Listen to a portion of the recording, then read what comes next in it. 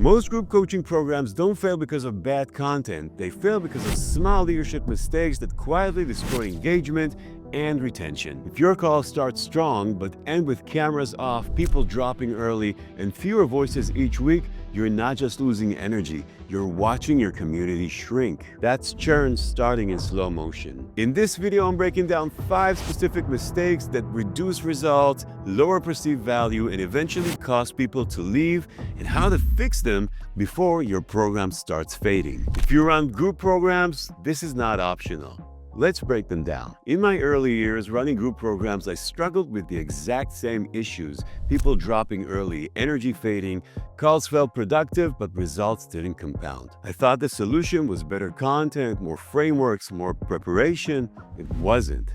What changed everything was understanding how group dynamics actually work, how structure affects psychology, how energy is built and maintained, how retention is designed. And after more than 600 group coaching sessions and over 2,000 webinars applying these principles, I've reached near 100% attendance and retention across full programs and inside individual sessions. Here's what became clear. In any group-based model, the live call is the engine. It builds self-belief, it reinforces momentum, it creates accountability. Calls are strong, the program feels strong. If calls weaken, everything weakens. Results slow, perceived value drops, and eventually, people drop. That's why this matters so much. Now, let's get practical. But before we move on, identify the one mistake you suspect you might be making.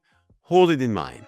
Mistake number 1 is running calls without a clear, repeatable structure. When structure is unclear, stress rises. The brain prefers predictability. When people know what's coming next and it happens as expected, dopamine is released and reinforces safety and satisfaction. That's what keeps them present. That's what brings them back. When each call feels improvised, people don't complain. They just start questioning whether it's worth protecting in their calendar. This isn't about being rigid. It's about leading with intention. Now, here's the first action step. Design a fixed rhythm and say it out loud at the start of every call.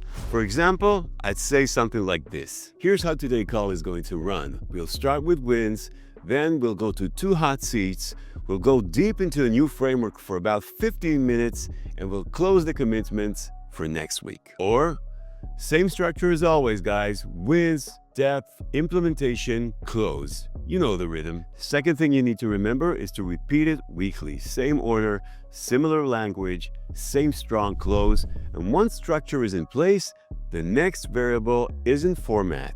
It's what happens inside the room. Mistake number 2 is mismanaging participation. If you don't manage the room, the loudest personalities will. Some people just like to hear themselves talk. Others ask endless follow-ups without considering other people's time. Meanwhile, quieter members disengage. They won't complain, they just won't renew. Balanced participation increases psychological safety and perceived value.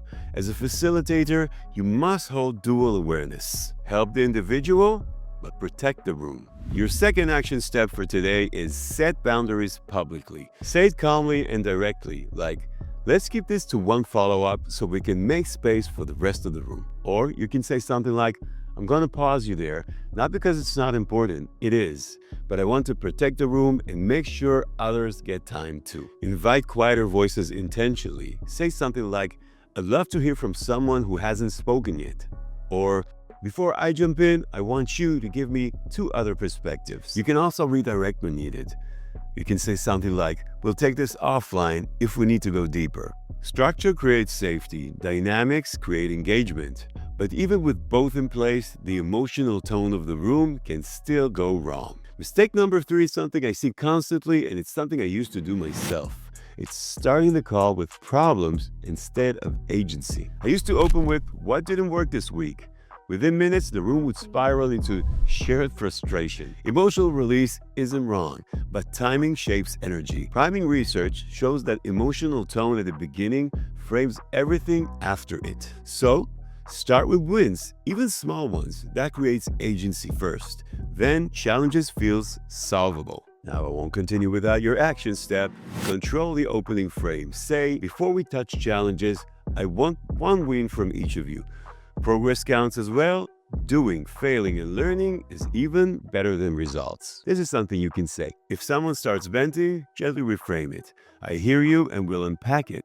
But first, give me one thing that did move forward. Also, you should time it clearly and keep it focused. You can say something like, let's keep it tight. Can you sum it up for me in 60 seconds? Now we've covered structure, dynamics, and tone. The next mistake feels like value, but often backfires, and that is overloading with content. More content does not equal more value. Cognitive load theory is simple. The brain can only process so much new information at once. Push past that threshold and stress rises. When I reduced teaching time and increased implementation, results improved dramatically and customer satisfaction with it. Your action step? Cap teaching in 15 to 20 minutes and say clearly, for the next 15 minutes, I'm going to give you the core framework, then we're applying it immediately. Then you can shift decisively. Take 3 minutes right now and write how this applies in your business, or drop in the chat one concrete action you're going to take by Friday. Remember, less input, more integration. And even if your structure, tone, and content are strong, the final shift determines how powerful the group actually feels. Now, I've seen this mistake happen many times, and I used to do it myself for a while, making the call about you instead of about them. This usually comes from good intentions. You want to give value, so you share your stories. Stories are powerful, but too much airtime about you shifts the center of gravity. The room becomes something like your audience, but a group call is not a keynote. So the action step here is open questions to the room first. Slow yourself down before you answer. You can say, who here has dealt with something similar? Now, before I answer, I want 2 of you to respond. And when you do share your story, keep it tight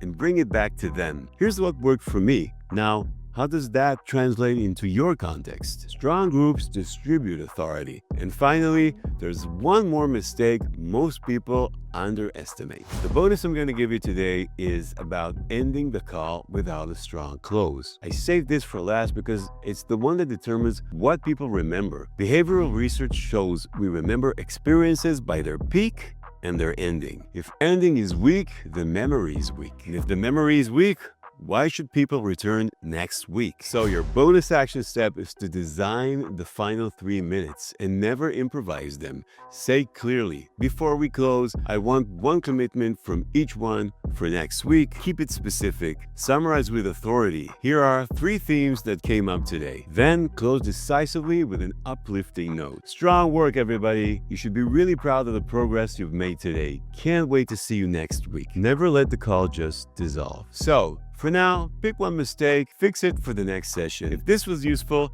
subscribe now so you don't miss the next breakdown. And if you haven't watched the video on the 5 things you should be doing in a group coaching call, watch it next. I've linked it in the show notes. Together, these 2 give you a complete system for running a room people want to stay in. Thank you so much for watching. You should be very proud of your commitment to making your group coaching calls the engine that drives your success. I'm Ido Leatherman, and I'll see you in the next video.